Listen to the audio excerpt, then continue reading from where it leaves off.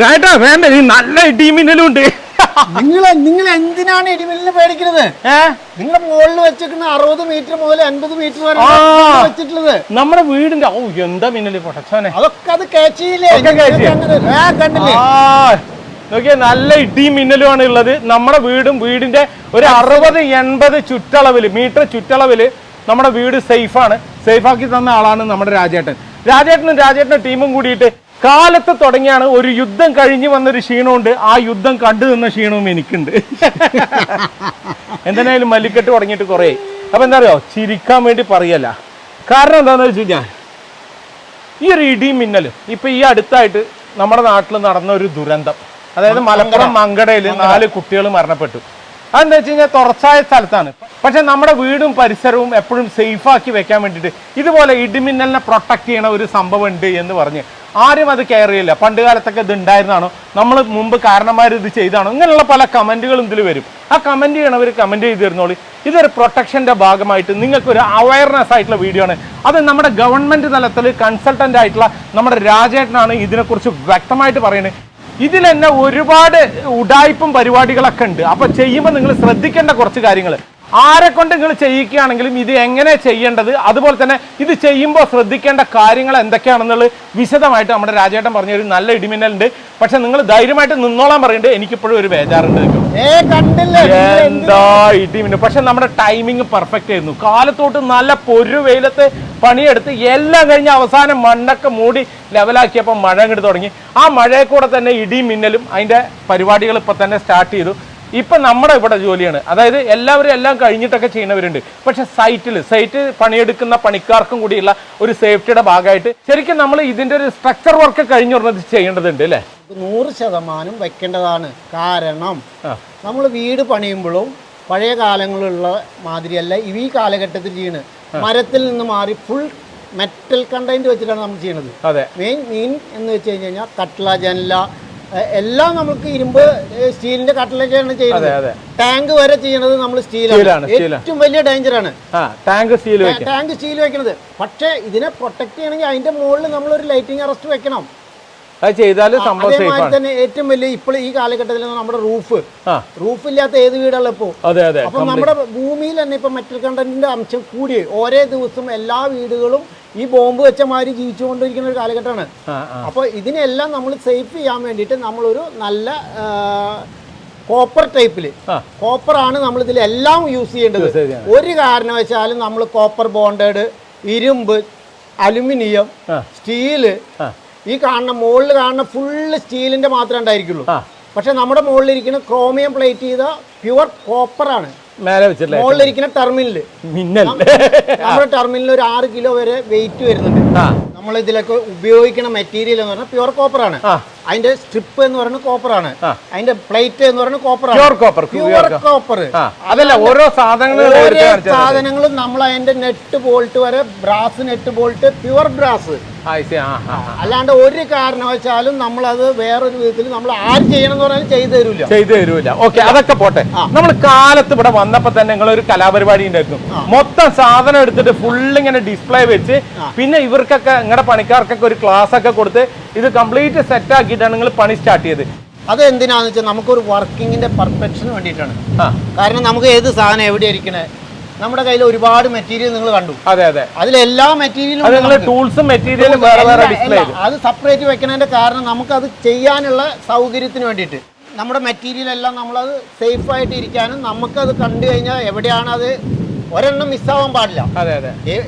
എവിടെയാണ് ഇരിക്കുന്നുണ്ടെങ്കിൽ നമുക്ക് നോക്കിയാൽ പെട്ടെന്ന് കാണണം നമ്മുടെ എല്ലാ മെഷീനറികളും. അത് കഴിഞ്ഞ് ഞങ്ങളുടെ വർക്ക് സ്റ്റാർട്ട് ചെയ്തു.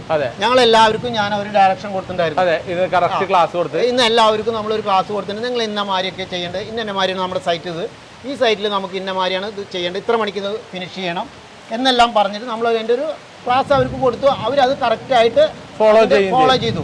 പിന്നെ അത് സ്റ്റാർട്ട് ചെയ്യുന്നത് നമുക്ക് ഫസ്റ്റിന് ചെയ്യേണ്ടത് നമുക്ക് എന്ന് പറഞ്ഞാൽ ഇതിൻ്റെ PVC പൈപ്പ് റൂട്ട് ചെയ്യാനുള്ള അടിച്ചു തീർക്കലാണ്.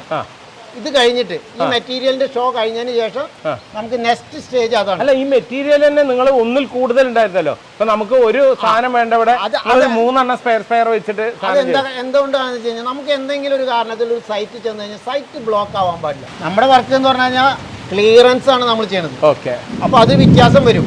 മറ്റുള്ളവരുടെ മാതിരിയല്ല നമ്മൾ ചെയ്യണത്. അല്ലാണ്ട് വെറുതെ ലൈറ്റിംഗ് അറസ്റ്റ് മാത്രം ഫിറ്റ് ചെയ്ത് പോണ ഇതല്ല. അപ്പൊ നമുക്ക് അതിൽ കുറേ കാര്യങ്ങൾ നമ്മൾ ചെയ്തു കൊടുക്കുന്നുണ്ട്.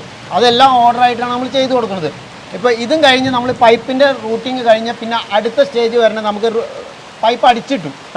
നെക്സ്റ്റ് ചെയ്യുന്ന നമുക്ക് ലൈറ്റിംഗ് അറസ്റ്റ് ഫിറ്റ് ചെയ്യലാണ്. അതിന് നമ്മൾ ലൈറ്റിംഗ് അറസ്റ്റ് ഫിറ്റ് ചെയ്യാനുള്ള കാര്യങ്ങൾ ചെയ്തു. ഫസ്റ്റിൽ കോപ്പർ റൂട്ട് ചെയ്യണം.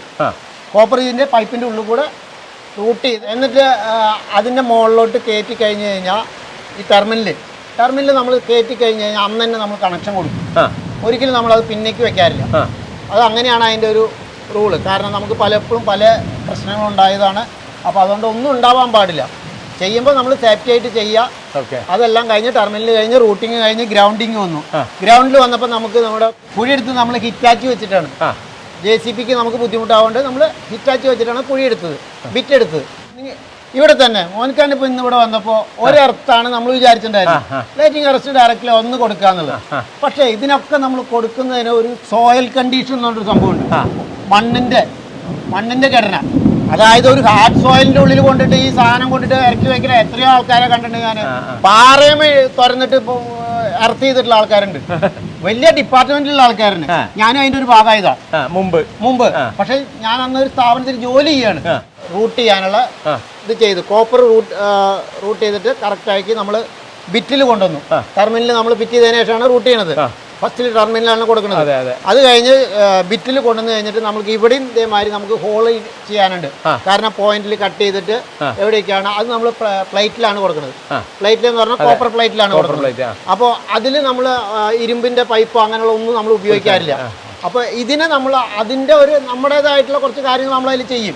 കാരണം അത് നമ്മുടെ സീക്രട്ടാണ്, നമ്മൾ ചെയ്യുന്നതാണ്. അതെന്നും അങ്ങനെ നിലനിൽക്കണം. വേറെ വല്ലവരൊക്കെ ചെയ്ത് കഴിഞ്ഞാൽ 10 ദിവസം കഴിഞ്ഞാൽ അത് ചെന്ന് അതിന്റെ നെട്ടും ബോൾട്ടും നോക്കി തുരുമ്പിടിച്ചിട്ടുണ്ടാവും.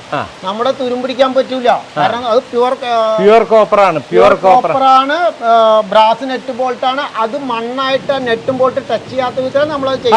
അത് കണ്ടിട്ടുണ്ടായിരുന്നു. കറക്റ്റ് അത് ചൂടാക്കുകയൊക്കെ ചെയ്ത് കെമിക്കലൊക്കെ തേച്ച് അതൊക്കെ വിറ്റാമിൻ കോമ്പൗണ്ട് ഇട്ട് നമ്മൾ ക്ലിയർ ചെയ്തിട്ടുണ്ടായിരുന്നു.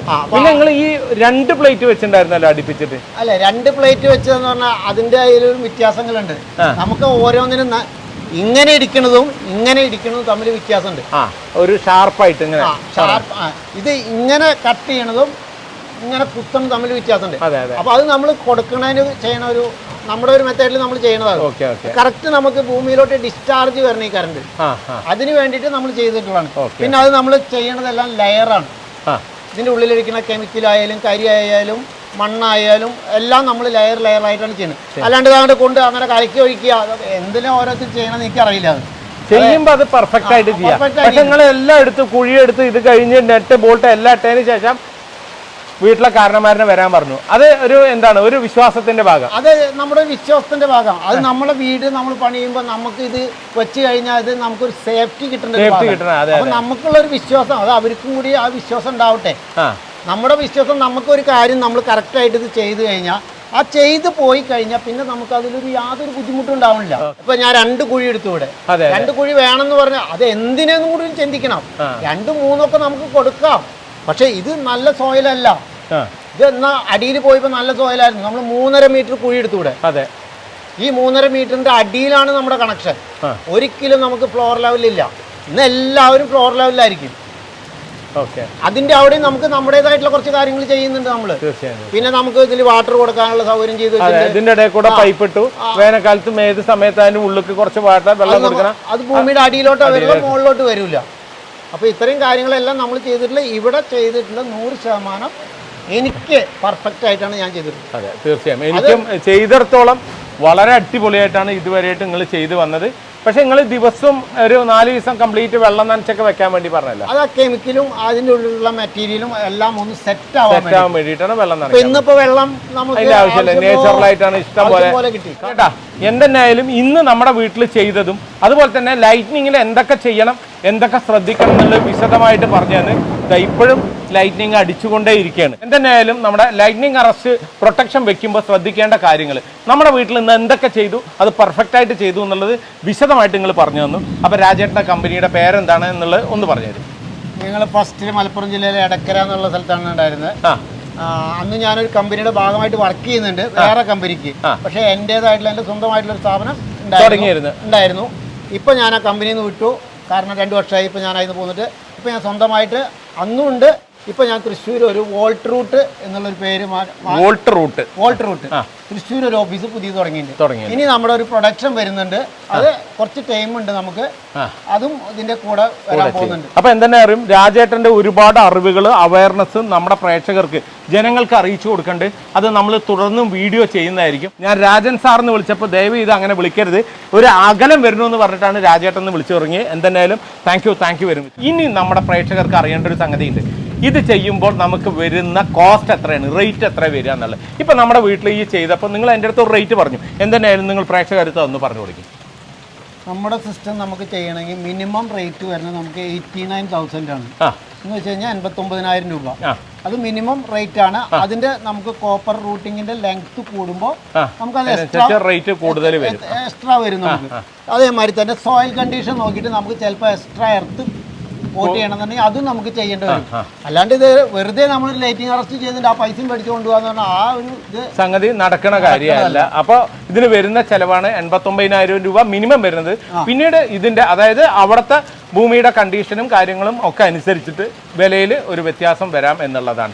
ഇതിലും കുറഞ്ഞ് ചെയ്തു കൊടുക്കുന്ന ആൾക്കാരും കാര്യങ്ങളൊക്കെ ഉണ്ട്, അവരെ കൊണ്ട് ചെയ്യിക്കുക. അപ്പൊ അതിൽ ഉപയോഗിക്കുന്ന മെറ്റീരിയൽ എന്താണെന്നുള്ളത് വിശദമായിട്ട് രാജേട്ടൻ പറഞ്ഞു തന്നിട്ടുണ്ടായിരുന്നു. അതായത് ബോണ്ടേഡും ഈ പറഞ്ഞ മാതിരി ഇരുമ്പും അലുമിനിയം ഒക്കെ ചെയ്ത് വെച്ച് കഴിഞ്ഞാൽ അതിന് അതിൻ്റെതായ ഗുണങ്ങളെ ഉണ്ടാവുള്ളൂ. ഇതിന് വേണ്ടത് പ്യുവർ കോപ്പർ തന്നെയാണ്. പ്യുവർ കോപ്പർ ആണോ നിങ്ങൾ ചെയ്യിക്കണം എന്നുള്ളത് ഉറപ്പ് വരുത്തുക. ഒരു സംഭവം കട്ട് ചെയ്ത് കഴിഞ്ഞാൽ അതിൻ്റെ ഉൾഭാഗത്ത് അത് അയൺ ആണോ അലുമിനിയം ആണോ എന്താണ് കോപ്പർ തന്നെയാണോ എന്നുള്ളത് നിങ്ങൾ ഉറപ്പ് വരുത്തേണ്ടത്. അല്ലാണ്ട് വെറുതെ ഞാനും ചെയ്തു ലൈറ്റ്നിങ് എന്ന് പറഞ്ഞിട്ട് വെറുതെ ചെയ്തതിനെ കൊണ്ട് ഒരു കാര്യമില്ല എന്നുള്ളതാണ്. അപ്പോൾ പഴയ മാതിരിയല്ല ഇന്നത്തെ കൺസ്ട്രക്ഷൻ രീതി പറഞ്ഞു കഴിഞ്ഞാൽ കണ്ടമാനം ലോഹങ്ങൾ, പ്രത്യേകിച്ച് ഇരുമ്പാണ് കൂടുതലും നമ്മൾ മരത്തിന് പകരം ഉപയോഗിക്കണം. പിന്നെ ഈ പറഞ്ഞ മാതിരി അലുമിനിയം കാര്യങ്ങളും ഒക്കെ നമ്മൾ ഉപയോഗിക്കണം. അപ്പോൾ അതിൻ്റേതായ ഒരുപാട് പ്രശ്നങ്ങളും കാര്യങ്ങളും നമ്മൾ അനുഭവിക്കേണ്ടി വരും.